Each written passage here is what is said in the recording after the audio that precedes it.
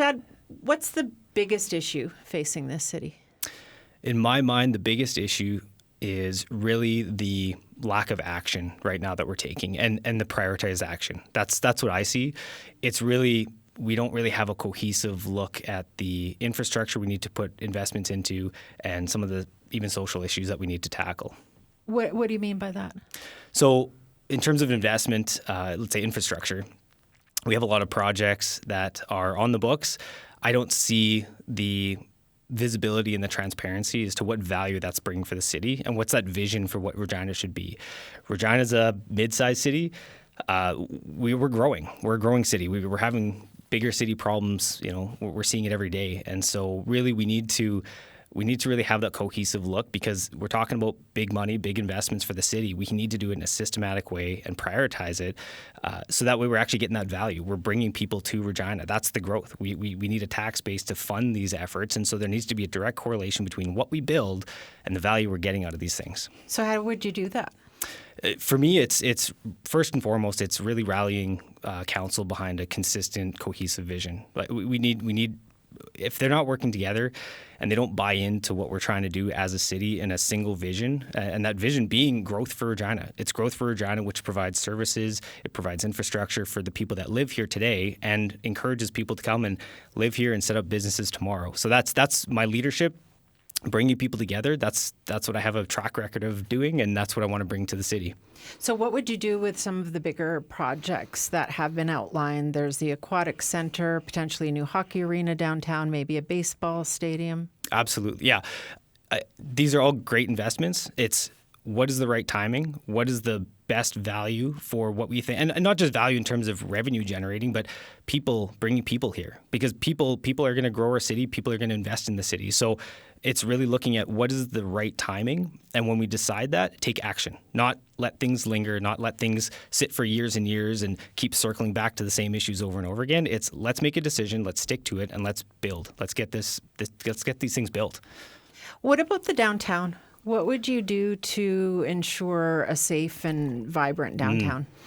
Yeah, absolutely. It's funny. There's a few things on that. So downtown, any growing city, obviously they invest in downtown. I mean, look at any city. That's what they do. It's downtown is a core, and there's a reason for that. You can densify.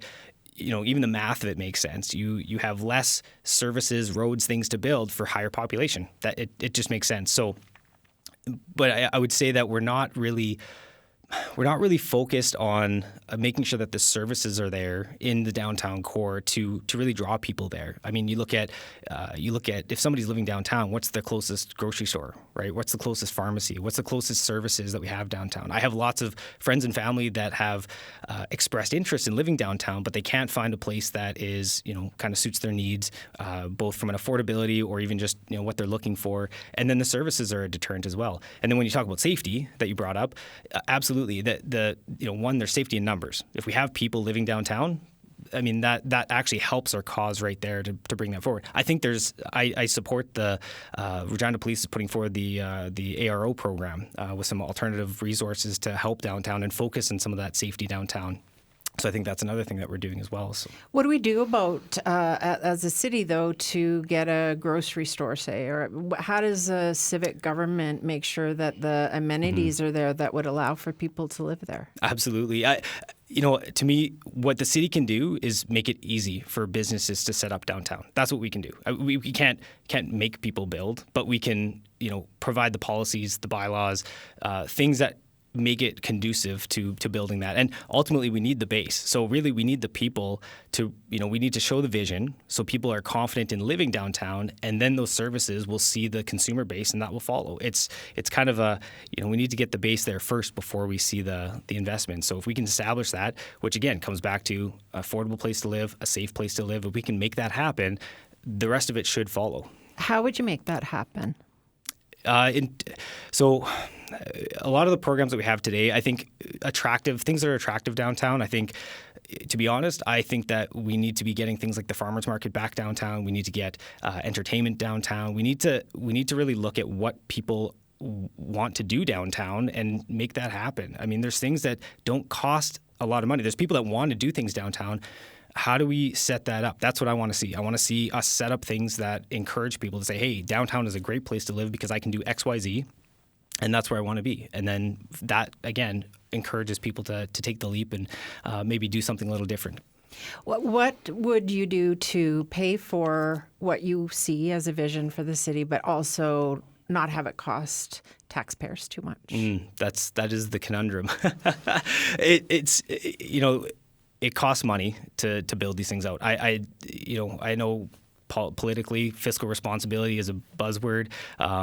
But the reality is we have to invest. Like we have to invest in these things. So for me, it's not about not spending. It's about spending the right things at the right time. And so, to be honest, we are in a bit of a pickle when it comes to infrastructure investment. We're in a $1 billion infrastructure deficit. So there's probably going to be some not as fun sounding things that we need to build, but we need to build those first. So, I think patience is a little bit of that, but really it's let's span this out over an appropriate amount of time, not taking action, but let's commit to when we're going to do these things in sequence. Do you think we're trying to do too much at once right now? I don't know if it's too much at once. It maybe is a little too much at once. I think it's more of the understanding of, like I said, what the value is we're getting out of what we're building. Like that's to me is the biggest thing is if people can't buy into what we're saying we're going to build and they don't understand the value that we're bringing back to the city from that to me is more of the issue that I see. And that comes back to prioritizing, rallying behind a consistent vision and sticking with it and taking action. Let's not circle back to the same thing over and over again. Let's make a decision and move forward with it. So do you think that people understand the value of a new aquatic center? I think some people do, but I do think that there's opportunity to listen and talk more with residents. I think, as a dad and having young kids, absolutely. These are services, that I use all the time when we sign our kids up for lessons or activities or things like that.